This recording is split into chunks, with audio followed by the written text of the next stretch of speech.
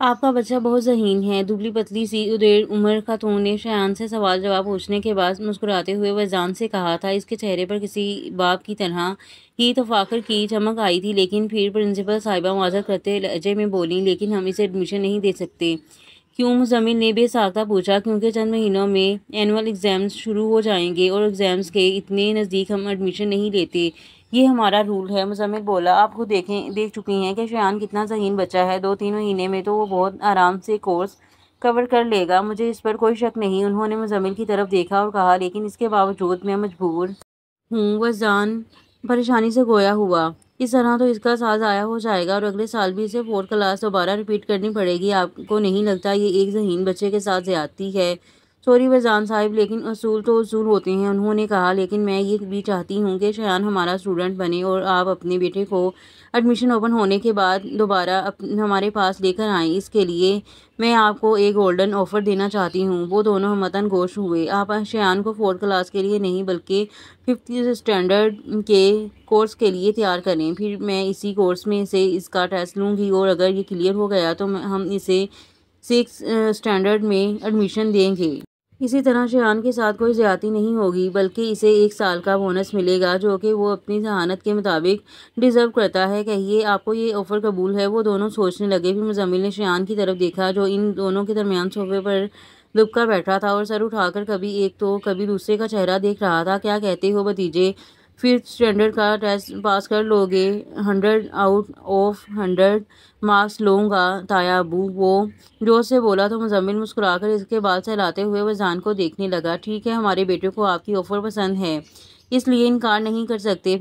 پھر آپ آج سے اسے 5th کلاس کے کورس کی تیاری شروع کروا دیں اور ایگزامز ختم ہونے کے بعد اسے لے آئیے گا۔ شکریہ۔ وجدان اور مزمل شایان کو ساتھ لیے کھڑے ہو گئے۔ پرنسپل کے روم سے نکل کر وہ لوگ اسکول کی بک شاپ میں آ گئے۔ شایان اپنے لیے اتنی ڈھیر ساری نئی رنگ برنگی کتابیں کاپیاں دے کر پھولے نہیں سما رہا تھا۔ واپسی میں وہ پچھلی سیٹ پر سارا وقت اپنے اسکول بیگ کو بازوؤں میں دبوچے بیٹھا رہا۔ جیسے ہی وہ لوگ گھر پہنچے شایان فوراً گاڑی کا دروازہ کھول کر اترا، ساتھ ہی اپنا بیگ بھی گھسیٹ کر نکال رہا اور اسے لیے اندر بھاگ گیا۔ مصطفیٰ عظیم لاؤنج میں بیٹھے اخبار پڑھ رہے تھے۔ وہ سیدھا ان کے پاس آیا اور بیگ ان کے گھٹنوں پر رکھ کر ساتھ سے ہی صوفے پر چڑھ کر بیٹھ گیا۔ دیکھیں دادا ابو، میری نئی کتابیں کتنی اچھی ہیں اور ابو میرے لیے کلر پنسل بھی لے کر آئے ہیں۔ وہ بیگ کھول کر انہیں کتابیں اور کلر پنسل دکھانے لگا۔ وجدان اور مزمل ساتھ ساتھ چلتے اندر آئے تھے۔ پاپا، کیا شایان میرے ساتھ اسکول جائے گا؟ ہاں۔ مزمل کی بات پر وہ خوشی سے اچھلنے لگا۔ کتنا مزہ آئے گا شایان، ہم دونوں ساتھ اسکول جائیں گے اور اسکول میں کرکٹ بھی کھیلیں گے۔ پتہ ہے وہاں سب بڑے بڑے لڑکے بیٹنگ نہیں دیتے، بس بولنگ کرواتے رہتے ہیں۔ تم آ جاؤ گے تو ہم دونوں مل کر کھیلیں گے۔ ٹھیک ہے، پہلے تم بیٹنگ کرنا، میں بولنگ کرواؤں گا، پھر تم بولنگ کروانا اور میں بیٹنگ کروں گا۔ وہاں تم بیٹنگ آرڈر تک سیٹ ہو گیا تھا۔ جھوار نے منظوری دی۔ منیر حسن اپنے آفس میں بیٹھے تھے کہ ان کے آفس کے دروازے پر دستک ہوئی۔ کم ان کی آواز کے ساتھ ہی بلیک پینٹ کوٹ کے ساتھ وائٹ شرٹ پر بلیک ٹائی پہنے وجدان دروازہ کھول کر اندر آیا تھا۔ منیر حسن بے اختیار اسے دیکھنے لگے۔ اسے دیکھتے ہوئے ہر بار ان کا دل پگھلنے لگتا تھا۔ وہ اپنے اس احساس کو کوئی نام نہ دے پاتے۔ کیا میں بیٹھ سکتا ہوں؟ وہ ان کے سامنے کھڑا پوچھ رہا تھا۔ بیٹھو، انہوں نے کہا اور وہ ہاتھ میں پکڑی فائل ٹیبل پر رکھ کر کرسی پر بیٹھ گیا۔ میرا نام وجدان مصطفیٰ ہے۔ بات بہت پرانی ہے، لیکن شاید آپ کو یاد ہو کہ 10 سال پہلے میں آپ کی لیگل فرم میں وکیل کی حیثیت سے جاب کرتا تھا۔ ثبوت کے طور پر یہ اپائنٹمنٹ لیٹر ہے جو آپ کے آفس کی طرف سے مجھے دیا گیا تھا۔ اس نے فائل میں سے ایک لیٹر نکال کر ان کے سامنے ٹیبل پر رکھا، مگر منیر حسن نے اسے ہاتھ بھی نہیں لگایا اور اسے دیکھتے رہے۔ جو کہہ رہا تھا، 10 سال تک کچھ نامساعد حالات کی وجہ سے میں آفس میں حاضری نہیں دے سکا، لیکن اب میں اپنی جاب کو ری جوائن کرنا چاہتا ہوں۔ حالانکہ میں اپنی جاب پر واپس آنے کا قانوناً حق رکھتا ہوں، کیونکہ 10 سال میں نہ تو میں نے جاب سے ریزائن کیا اور نہ آپ نے مجھے نوکری سے برطرف کرنے کے لیے لیٹر جاری کیا، لیکن پھر بھی میں اپنی سیٹ پر واپس آنے کے لیے آپ سے اجازت لینا چاہتا ہوں۔ وہ چپ ہو کر ان کی طرف منتظر نگاہوں سے دیکھنے لگا تو وہ بولے، تمہیں اپنا تعارف دینے کی ضرورت نہیں۔ تم جیسا لاپرواہ اور غیر ذمہ دار وکیل میری لیگل فرم میں کوئی اپائنٹمنٹ نہیں کیا گیا، اور اپنی اس اکلوتی غلطی کو میں کیسے بھول سکتا ہوں؟ تم انتہا درجے کے نان پروفیشنل شخص ہو۔ ایک لڑکی کی خاطر تم مہینوں آفس کو نظر انداز کرتے رہے اور پھر کوئی اطلاع دیے بغیر 10 سال کی چھٹی پر چلے گئے۔ تم نے اتنا بھی نہیں سوچا کہ اس وقت تمہارے 2 کیسز عدالت میں چل رہے تھے جنہیں تم بیچ میں ہی چھوڑ کر چلے گئے۔ تم نے اپنے کیریئر کے ساتھ جو کیا سو کیا، مگر میری اور میری فرم کی ریپوٹیشن کو جو نقصان پہنچا وہ کیا؟ لوگ کہتے ہیں جو ہو جائے۔ ایڈوکیٹ منیر حسن کے پاس کیس لے کر مت جانا۔ اس کیس وکیل تو کلائنٹ کو عدالت کے کمرے میں چھوڑ کر بھاگ جاتے ہیں۔ تم کس بیس پر اپنی جاب واپس لینے کی بات کرتے ہو جبکہ تمہاری لاپرواہی اب بھی وہی کی وہی ہے؟ تمہیں واپس آئے 3 مہینے سے زیادہ ہو چکے ہیں اور تم اب ری جوائننگ کی اپلیکیشن دینے آئے ہو۔ اس بات کی کیا گارنٹی ہے کہ جاب واپس ملتے ہی تم پہلے جیسی غیر ذمہ دارانہ حرکتیں نہیں کرو گے؟ وہ کسی بوس کی طرح ہی ڈپٹ کر بولے۔ وجدان نے آہستہ سے کہا، اب آپ کو کبھی مجھ سے غیر ذمہ داری کی شکایت نہیں ہوگی سر، کیونکہ آپ کی بانجی جیسی اور کوئی نہیں جس کے لیے میں اس حد تک چلا جاؤں۔ منیر حسن نے افسردگی سے اپنی نظر جھکا لی، پھر دراز میں سے ایک فائل نکال کر اس کے سامنے ٹیبل پر رکھتے ہوئے کہا، اس کیس کو اچھی طرح اسٹڈی کر کے اس کے پوائنٹس بناؤ، ہم لنچ کے بعد اس پر بات کریں گے۔ Right sir.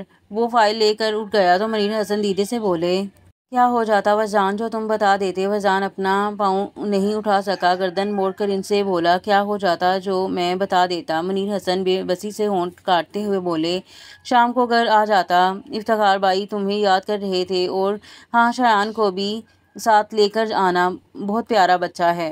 جی انکل، وہ کہہ کر آفس سے نکل گیا۔ شام کو وہ آفاق کے گھر پہنچا تو گاڑی خود ہی ڈرائیو کر رہا تھا۔ بیرونی گیٹ جو اکثر کھلا رہتا تھا اس وقت بھی کھلا تھا۔ شایان گاڑی رکتے ہی دروازہ کھول کر اترتا اندر بھاگ گیا تھا۔ وجدان نے کار لاک کی اور اطلاعی گھنٹی بجاتا کھلے گیٹ سے اندر داخل ہو گیا۔ اندر قدم رکھتے ہی اس کی نظر دلان میں بچھے تخت پر اٹھ گئی تھی۔ ایک یاد نے چپکے سے آ کر وجدان کا دامن تھام لیا۔ وجدان کو ایک شام یاد آ گئی، اور شام کا سحر، مگر اصل سحر تو ان آنکھوں کا تھا جن پر جھکی سنہری پلکیں بے خبری میں ہی اٹھ گئی تھیں۔ پھر ان آنکھوں میں وہ حیرت کا امڈ آنا۔ اس پل کو یاد کر کے ہی وجدان کا دل تھم گیا تھا۔ دل میں اسی خواہش کا ورد کرتا وجدان بے اختیار اس کے پاس چلا آیا تھا، اور دلان میں بچھے تخت پر بیٹھی ملیحہ اسے اپنے سامنے زمین پر گھٹنا ٹھکا کر بیٹھتے دیکھ کر پلکیں جھکاتے ہوئے اپنے آپ میں سمٹ گئی تھی۔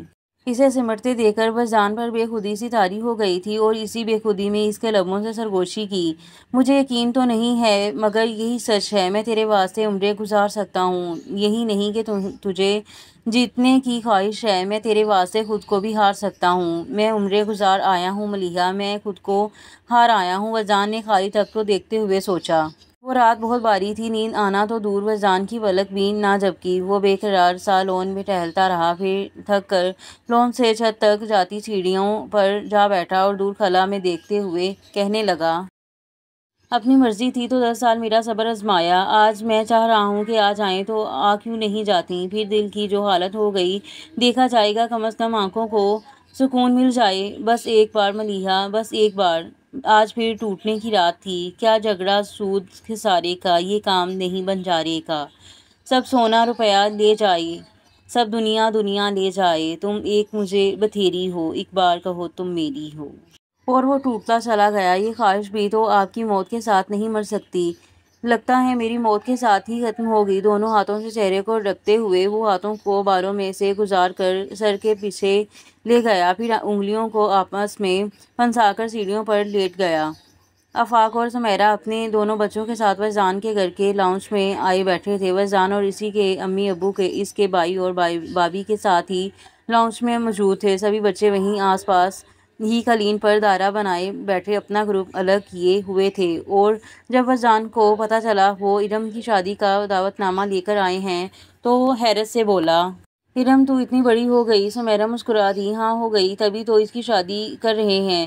مجھے تو نہیں لگتی، ہاں قد کچھ لمبا ہو گیا ہے اور بال بھی بڑھا لیے ہیں، مگر پھر بھی بچی سی لگتی ہے، حرکتیں تو ذرا نہیں بدلی، بات بات پر چڑھتی ہے، تم جو چڑھانا نہیں چھوڑتے۔ آفاق نے مسکراتے ہوئے کہا۔ آفاق نے خالی کپ ٹیبل پر رکھتے ہوئے وجدان کو اشارہ کیا اور دونوں اٹھ کر باہر آ گئے۔ تم ٹھیک ہو؟ پودے کے پتے کو نوچتے ہوئے آفاق نے بظاہر سرسری سا پوچھا تھا۔ وجدان اس کی بات پر ذرا سا مسکرایا اور بولا، تمہیں میرے ٹھیک ہونے پر شک کیوں رہتا ہے؟ پورے 5 مہینے کا کورس کر چکا ہوں اور اب تو میرے پاس مینٹل ہیلتھ کا سرٹیفکیٹ بھی ہے۔ چلو یہ تو اچھی بات ہے کہ اب تم ٹھیک ہو، ہم سبھی چاہتے تھے کہ تم بالکل ٹھیک ہو جاؤ، آفاق نے کہا، پھر اس کی طرف دیکھنے لگا، لیکن وجدان میں اکثر सोचता हूँ कि काश तुम मलिहा की इस एक झलक को भूल जाते तो शायद वो सब ना होता जो हुआ। मलिहा मरती ना तुम्हारे हिस्से में इतनी बर्बादियाँ आती। मुझे बताओ वजदान, आखिर तुमने मोहब्बत करके क्या पाया? वजदान खामोश ही रहा।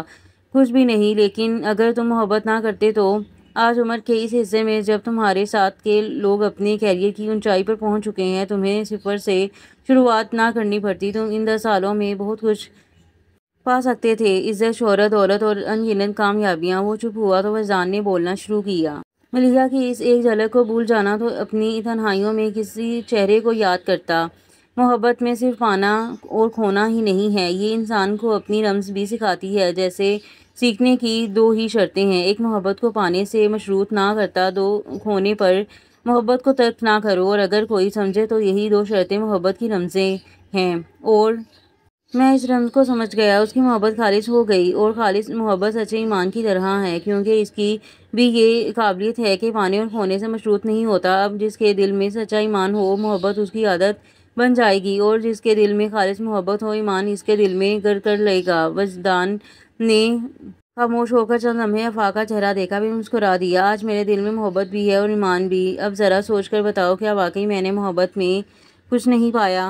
लेकिन आफाक ने जवाब नहीं दिया। ऐसा लग रहा था उसके पास कोई जवाब है ही नहीं। वजदान ज़रा सा सर को झटका और कहा, जाने दो, तुम जवाब नहीं दे पाओगे, क्योंकि ज़्यादातर लोगों की तरह तुम्हारे लिए भी इसी चीज़ को पाना कहते हैं जिससे दुनियावी और मादी फ़ायदा हासिल हो सके। तुम्हारी नज़र बस इज़्ज़त, दौलत, शोहरत और कामयाबियों तक ही जाती है। तुम्हारे नज़दीक में जो नहीं पा सका, एक दिन उसे पा लूँगा, मगर मैं जो खो चुका हूँ उसके अफसोस करने के लिए 10 साल बहुत कम है। लेकिन मुझे तुम्हारे खलूस पर भी कोई शक नहीं है, इसलिए तसल्ली रखो, मैं अब कैरियर की पूरी तवज्जो दे रहा हूँ।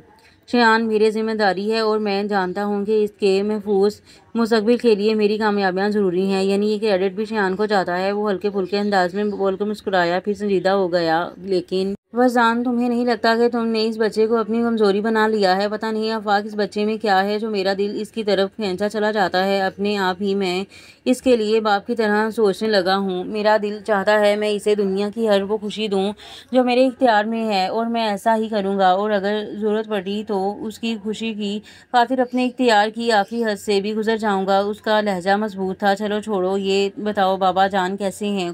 कौन बाबा जान?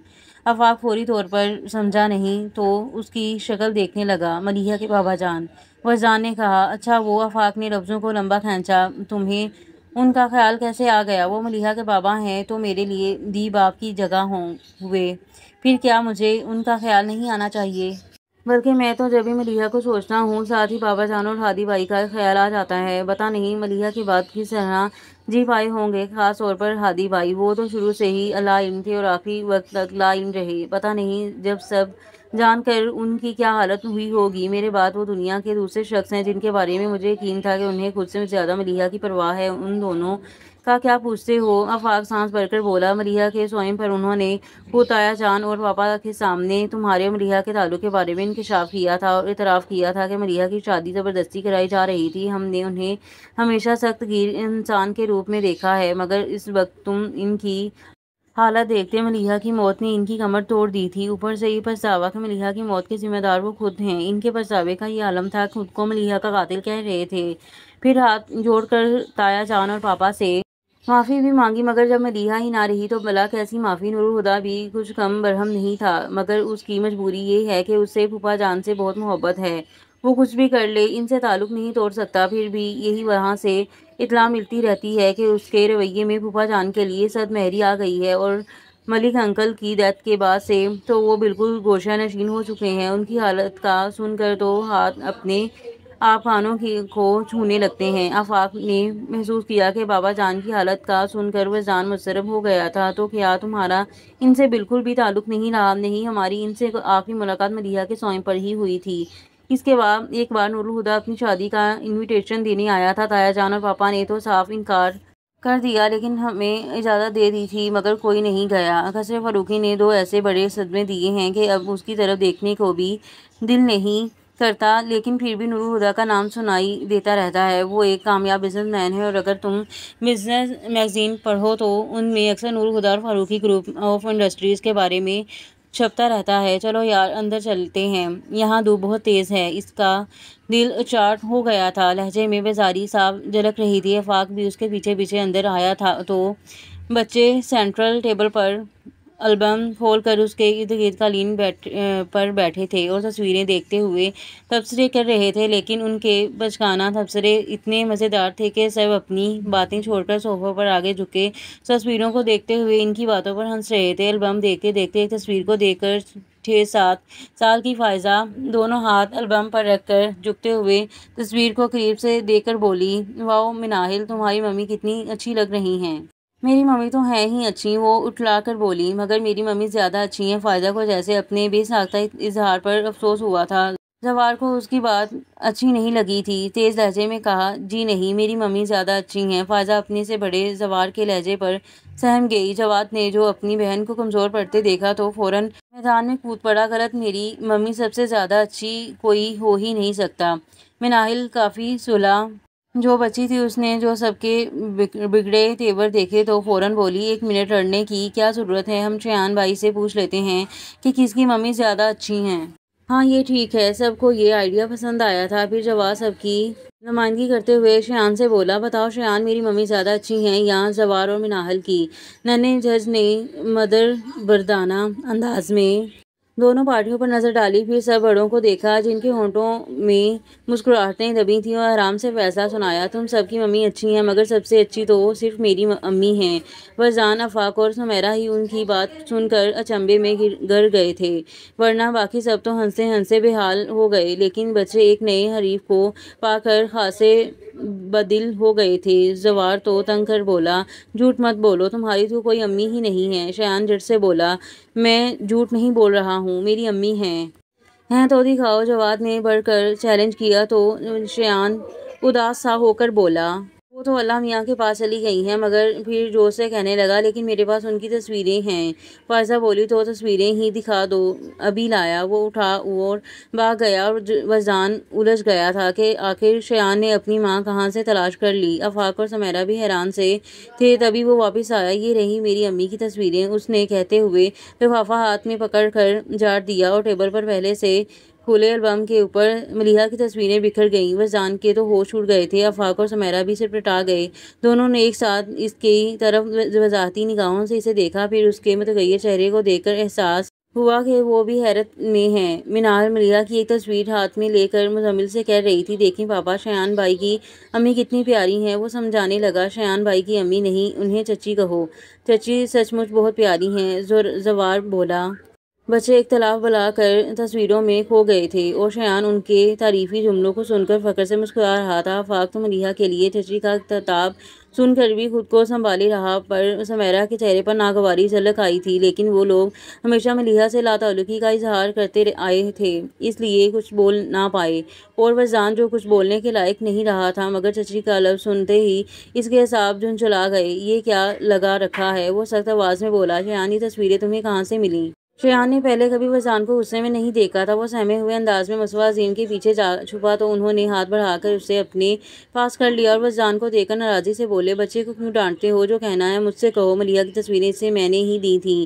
آپ نے؟ وہ حیرت سے بولا، ہاں، حالانکہ یہ کام تمہیں کرنا چاہیے تھا۔ ایک تو اس معصوم نے اپنی ماں کو کھو دیا، اوپر سے تم نے بھی اسے اس کی ماں سے انجان رکھا، اس کا نام تک شایان کو نہیں بتایا۔ ماں کا حوالہ بچے کے لیے بہت ضروری ہوتا ہے وزان، قدرت پیدائش کے وقت ہی ہر بچے کے دل میں ماں کے لیے محبت ڈال دیتی ہے، اس محبت کو کنارہ ملنا ضروری ہے، جو اگر نہ ملے تو بچے کے اندر خلا رہ جاتا ہے۔ تم کیسے باپ ہو جو اپنے ہاتھوں اپنے بچے کو خلا میں دھکیلنا چاہتے ہو؟ ابو پلیز، وہ کوفت بھرے انداز میں ہاتھ اٹھا کر بولا تو وہ تعصب سے کہنے لگے، مجھے تم پر افسوس ہو رہا ہے وزان، تمہارے لیے اپنا دکھ اپنی اولاد سے بڑھ کر ہے۔ ذرا سوچو، تم اس عمر میں بھی ماں کے آنچل کی چھاؤں تلاش کرتے ہو، اور اس معصوم نے تو ماں کی گود دیکھی ہی نہیں، وہ ماں کے لیے کتنا ترستا ہوگا، اس کی یہ محرومی تو ختم نہیں ہو سکتی۔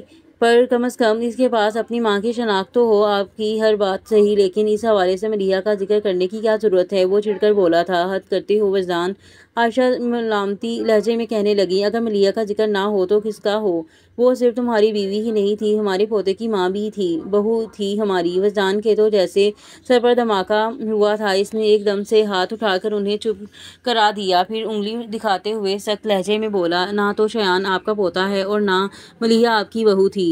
ان دونوں سے آپ کا کوئی رشتہ نہیں، آئندہ یہ بات یاد رکھیے گا۔ وجدان کی ہمت جواب دے گئی تھی۔ اپنی بات کہہ کر اس نے ٹیبل پر سے فوٹوگرافز اٹھائیں، پھر ہاتھ شایان کی طرف بڑھایا جس کے ہاتھوں میں ملیحہ کی تصویریں تھیں، اور کہا، یہ تصویر مجھے دے دو۔ وہ اپنا ہاتھ پیچھے کر کے نفی میں سر ہلانے لگا تو وجدان نے ہاتھ بڑھا کر وہ تصویر اس کے ہاتھ سے نکالی، پھر پلٹ کر دیکھا بھی نہیں۔ وہ مچل کر روتا ہوا اس کے پیچھے آیا تھا، مگر مزمل نے اس کا بازو تھام کر اسے اپنی گود میں لے لیا اور چپ کرانے لگا، مگر وہ روتا ہی گیا۔ آفاق اور سمیرہ پرسکون ہو گئے تھے، آنکھوں میں ایک دوسری کو اشارہ کر کے اٹھ گئے۔ ہم چلتے ہیں، آفاق نے سکتے میں گڑی عائشہ سے کہا، پر کسی نے جیسے سنا ہی نہیں، اور وہ دونوں اپنے بچوں کے ساتھ باہر آ گئے۔ گاڑی میں بیٹھتے ہی سمیرہ آفاق سے بولی، یہ لوگ بھی عجیب ہیں، نہ کسی سے پوچھا نہ سوال کیا، اور سب کچھ خود ہی فرض کر کے بیٹھ گئے۔ ہم اب تو وجدان صاف صاف کہہ چکا ہے، بس بات ختم ہو گئی، لیکن گھر میں کسی سے ذکر نہ کرنا۔ ہر سب کو ہدایت کرتے ہوئے آفاق نے انجن سٹارٹ کر دیا، مگر بات ختم نہیں ہوئی تھی۔ عائشہ کی حالت خراب ہو گئی تھی۔ انیکا فٹافٹ جا کر گلوکوز بنا لائی، جیسے پی کر اس کے حواس کچھ واپس آئے۔ آپ نے دیکھا مصطفیٰ صاحب، وہ کیسے کہہ کر گیا ہے کہ شایان سے ہمارا کوئی رشتہ نہیں۔ اس کا دل میری طرف سے صاف نہیں ہوا، حالانکہ اس نے بھی تو ملیحہ سے شادی کر کے اپنی مرضی پوری کر لی تھی۔ پھر اگر وہ زندہ نہ بچ سکی تو میری کیا غلطی ہے؟ انیکا ان کے پاس بیٹھ کر پیار سے ان کے بال سمیٹتے ہوئے بولی، وہ جو بھی کہے، مگر سچ تو یہی ہے نا کہ شایان آپ کا خون ہے، پھر دل چھوٹا کیوں کرتی ہیں؟ مزمل بھی، انیکا ٹھیک کہہ رہی ہیں امی، شایان ہمارا خون ہے اور یہ رشتہ کبھی نہیں ٹوٹ سکتا۔ اور ابو آپ بھی شایان ہمیشہ سمجھاتے رہے کہ وجدان کے سامنے ملیحہ کا نام نہ لے، وہ ڈسٹرب ہو جائے گا، اور خود وہی غلطی کر دی۔